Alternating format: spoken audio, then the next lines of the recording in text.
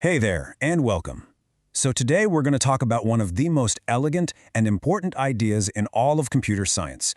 It's something that runs silently inside so many of the apps you use every single day. It's called garbage collection. It's a concept that's absolutely fundamental, but it often feels like a little bit of magic. So I thought let's pull back the curtain and demystify it together. Okay, let's just dive right in with a simple question. Picture a program running. It's creating variables, storing information, doing all sorts of calculations, and it's constantly using these little pieces of memory to hold on to data. But what happens when it's done with that data? What happens to the memory it was using? It can't just float around in there forever, or can it? This one question, it gets right to the heart of what we call memory management. To really wrap our heads around the problem, let's try an analogy. Think of a computer's memory like a room. When a program needs to remember something, it just puts an object in the room. And when it's done, it's supposed to clean up after itself. But here's the thing. If you, as the programmer, have to do all of that cleanup by hand, it's actually really easy for a couple of major problems to creep in. So the first problem is just simple forgetfulness. The program uses a piece of data, it finishes with it, but then it never gets around to actually throwing it out. It just leaves it sitting there in the room. Now, this might not seem like a huge deal at first, but over time, more and more old, useless data just keeps piling up. The room gets cluttered, and eventually, there's no space left for anything new. And then there's the other problem, which is even more dangerous. The program might throw something away, but then later on, try to use it again, totally forgetting that it was already discarded. It's kind of like tossing out an important document, but you keep a little note that says, "My important document is over there in the trash can." Going back to look for it later? Yeah, that's when things get super unpredictable and just chaotic. Now, these aren't just abstract ideas. They have official names in the programming world. That first problem, where the room just fills up with junk, that's called a memory leak. And the second, more chaotic problem, that's caused by what we call dangling pointers. For decades, these two things were a huge source of bugs that made software unstable and just plain unreliable. And this is where garbage collection comes in. What if the room could just tidy itself? What if there was an automatic system that could figure out what's junk and what's still important and just quietly clean up for you? That is the beautiful idea behind automatic garbage collection. It just removes that whole burden of manual cleanup from the programmer.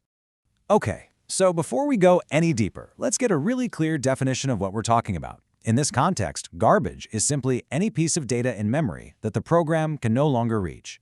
If there's no possible path for the program to find and use that data ever again, then it is officially garbage.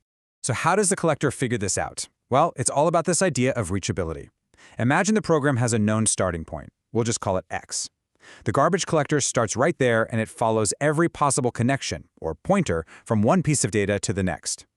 Anything it can touch on this journey, like A, B, and D here, is considered alive. But notice C, E, and F? There's just no path to get to them. They're unreachable. And that right there is what makes them garbage. Okay, so we know garbage is just unreachable data. But how does a computer actually find and get rid of it? Well, it turns out there isn't just one single way. Over the years, computer scientists have come up with several really clever strategies for this self-tidying room. Let's take a look at a few of the big ones. The first method, and maybe the most intuitive one, is called reference counting. You can think of this as the sticky note method. It's a really direct way of keeping track of what's still being used. So here's the idea. Imagine every single object in memory has a little counter attached to it. That's our sticky note. And every time something new in the program points to that object, its count goes up by 1. And if that pointer ever moves away, well, the count goes down by 1. The magic moment is when that counter hits 0. That's the signal. Nothing is using this object anymore. It's garbage, and it can be deleted right then and there. It's a really simple and immediate system. It sounds perfect, right? Nice and simple. But this system has a critical flaw. It stumbles on a very specific, kind of tricky situation. What happens if you have two objects that the main program doesn't need anymore, but they still point to each other? And this is the exact problem. It's called a garbage cycle. So let's say object A points to B, and object B points right back to A. Even if the rest of our program has totally forgotten they even exist, the reference counts will never drop to 0. They're effectively keeping each other alive forever, and they become this hidden memory leak that this simple system can never clean up.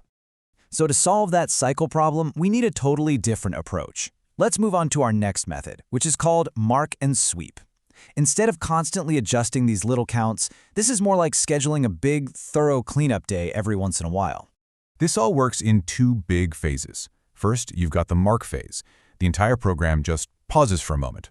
This is often called a stop-the-world event. And during this pause, the collector starts from the very beginning and traces every single path to find all the living objects, and it marks each one it finds. Then, phase 2 begins, the sweep. The collector scans through all of memory, and its job is really simple. If an object has a mark, it gets to stay. If it doesn't, it gets swept away, and its memory is reclaimed. So you start to see the trade-off here, right? One method is fast, but it's flawed, and the other is thorough, but it can cause these pauses, which might be totally unacceptable for something like a fast-paced video game. And it's this exact dilemma that led developers to search for an even smarter, kind of hybrid approach.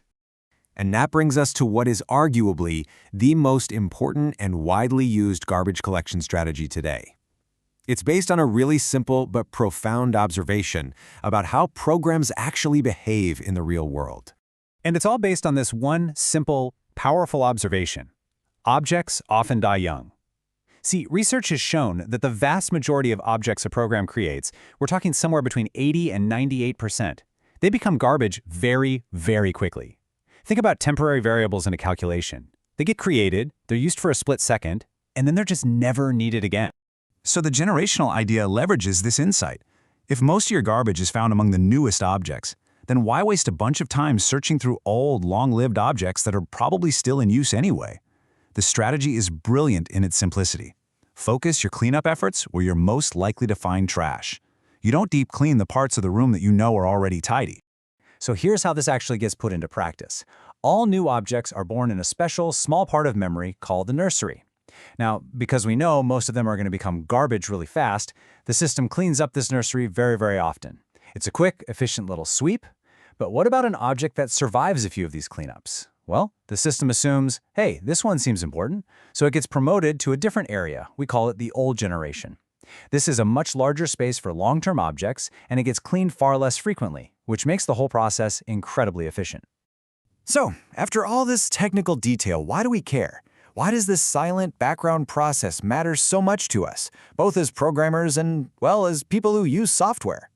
It matters because automatic garbage collection fundamentally changed how we build software. It just obliterates entire categories of common, frustrating bugs like memory leaks and dangling pointers. And this frees up programmers from the tedious, error-prone task of managing memory by hand, which lets them focus on what their software should actually do. And the end result for all of us is software that's more stable, more reliable, and ultimately more creative. So the next time you use an app that just works without crashing or slowing down, maybe take a moment to appreciate the invisible work that's happening behind the scenes. Garbage collection isn't just about tidying up. It's the silent, organizing force that creates a stable foundation, giving great software the clean, reliable space it needs to exist and to breathe.